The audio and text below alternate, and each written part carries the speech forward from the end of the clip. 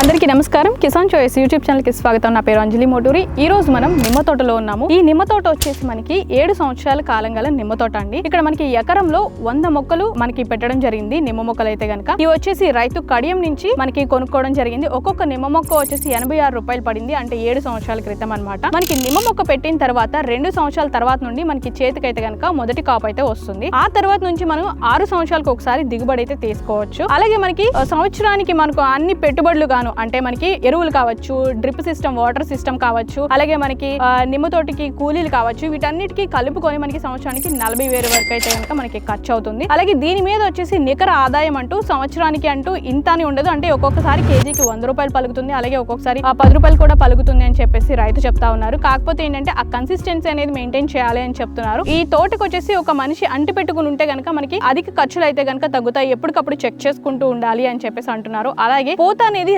రాలకుండా ఉండడానికి కూడా కొన్ని మందులు అయితే కనుక యూజ్ చేస్తా ఉన్నారు అని చెప్పి రైతు చెప్తున్నారు. దీని గురించి ఇంకా ఎక్కువ ఇన్ఫర్మేషన్ తెలుసుకోవాలంటే కింద లింక్ అనేది క్లిక్ చేసినట్లయితే లాంగ్ వీడియో అయితే కనుక వస్తుంది. దీని గురించి కంప్లీట్ ఇన్ఫర్మేషన్ తెలుసుకోవచ్చు.